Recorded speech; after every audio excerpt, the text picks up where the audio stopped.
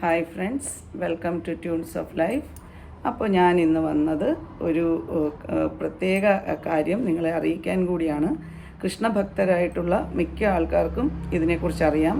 ഈ വരുന്ന ഡിസംബർ 11-ാം തീയതിയാണ് നമ്മുടെ ഗുരുവായൂർ ഏകാദശി കൊണ്ടാടപ്പെടുന്നത്. കൃഷ്ണഭക്തരായിട്ടുള്ള എല്ലാവർക്കും, ഞാൻ പറയാതെ തന്നെ എല്ലാവർക്കും അറിയാവുന്ന കാര്യമായിരിക്കും ഇത്. ഈ കഴിഞ്ഞ 26-ാം തീയതിയാണ് നമ്മുടെ തൃപ്രയാർ ശ്രീരാമസ്വാമിയുടെ ഏകാദശി കഴിഞ്ഞത്. ആ ഏകാദശിയുമായി ബന്ധപ്പെട്ടൊരു വീഡിയോ ചെയ്യണമെന്ന് ഞാൻ കരുതിയിരുന്നു. പക്ഷേ ചില സാഹചര്യങ്ങളാൽ എനിക്കത് കഴിയാതെ പോയി. അപ്പോൾ അതുകൊണ്ടാണ് ഈ ഗുരുവായൂർ ഏകാദശിയെപ്പറ്റി മുൻകൂട്ടി പറയാമെന്ന് പറഞ്ഞ് ഇന്ന് തന്നെ ഞാൻ ഈ വീഡിയോ ഇടുന്നത്. അപ്പോൾ കൃഷ്ണനെക്കുറിച്ച് പറയാതെ നമുക്ക് ഈ ഏകാദശിയെക്കുറിച്ച് സംസാരിക്കാൻ പറ്റില്ല അല്ലേ.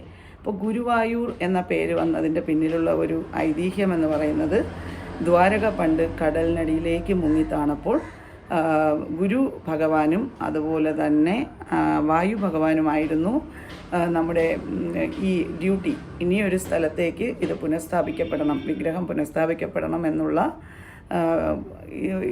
റെസ്പോൺസിബിലിറ്റി, ഉത്തരവാദിത്വം കിട്ടിയത്. അപ്പോൾ അവർ തേടി കണ്ടെത്തിയതാണ് കേരളത്തിലെ തൃശ്ശൂർ ജില്ലയിൽ വരുന്ന, തൃശ്ശൂരിൻ്റെ പ്രാന്തപ്രദേശം, അവിടെ വരുന്ന ഗുരുവായൂർ എന്ന് പറയുന്ന സ്ഥലത്ത് വിഗ്രഹം സ്ഥാപിക്കപ്പെട്ടത് എന്നൊരു ഐതിഹ്യമുണ്ട്.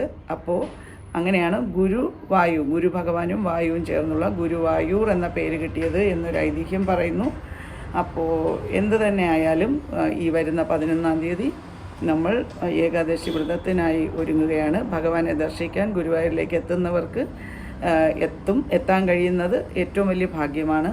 അതല്ലെങ്കിൽ നമ്മുടെ വീടുകളിൽ തന്നെ നമുക്ക് ഏകാദശി മനോഹരമായി ഭഗവാനെ അലങ്കരിച്ചുകൊണ്ടും പ്രാർത്ഥിച്ചുകൊണ്ടും കൃഷ്ണ ഭജനകൾ നടത്തി വീട്ടിൽ നമ്മൾക്കറിയാവുന്ന മന്ത്രങ്ങളിൽ ഭഗവാനെ പൂജിച്ചുകൊണ്ടും നമുക്ക് ഏകാദശി ആഘോഷിക്കാം. അപ്പോൾ ഞാൻ എല്ലാ വർഷവും ചെയ്യാറുണ്ട്. പിന്നെ വ്രതമെടുക്കുന്ന രീതി എന്ന് പറയുമ്പോൾ കൂടുതലായി പറഞ്ഞു തരാൻ എനിക്കറിയില്ല. എന്നാലും കടുത്ത ഒരു ഉപവാസം നമ്മുടെ ആരോഗ്യസ്ഥിതിയെ നോക്കിയിട്ട് മാത്രമേ ചെയ്യാൻ കഴിയുള്ളൂ.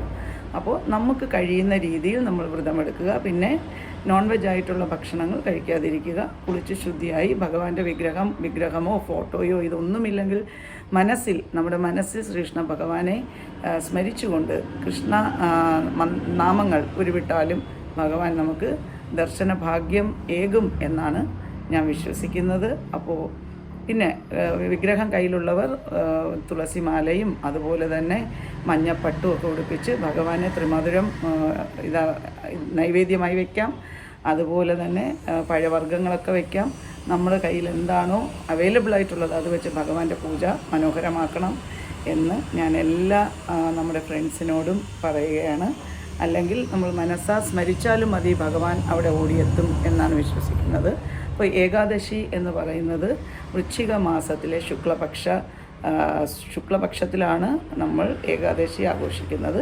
അപ്പോൾ ഈ ഏകാദശി വ്രതം നോക്കുന്നവർക്ക് എത്ര ജന്മങ്ങളിൽ നമ്മൾ ചെയ്ത പാപങ്ങൾ പോലും 7 ജന്മങ്ങളിലും നമ്മൾ 7 ജന്മം എന്നാണല്ലോ പറയുന്നത്, ഇതിലൊക്കെയുള്ള പാപത്തിൽ നിന്ന് നമുക്ക് കരകയറാനായിട്ട് പറ്റും. പക്ഷേ വെറും വ്രതവും പൂജയും ചെയ്തതുകൊണ്ടായില്ല. ഓരോ വ്രതം എടുക്കുമ്പോഴും ഓരോ പൂജ ചെയ്യുമ്പോഴും നമ്മൾ കൂടുതൽ നൈർമല്യമുള്ള അല്ലെങ്കിൽ കൂടുതൽ വിശുദ്ധിയുള്ള സഹജീവികളോട് സ്നേഹമുള്ളവരായി തീരണം എന്നൊരു സന്ദേശം കൂടി ഞാനിവിടെ പറയാൻ ആഗ്രഹിക്കുകയാണ്. അപ്പോൾ എല്ലാവർക്കും ഗുരുവായൂർ ഏകാദശി ആശംസകൾ. ഹരേ കൃഷ്ണ.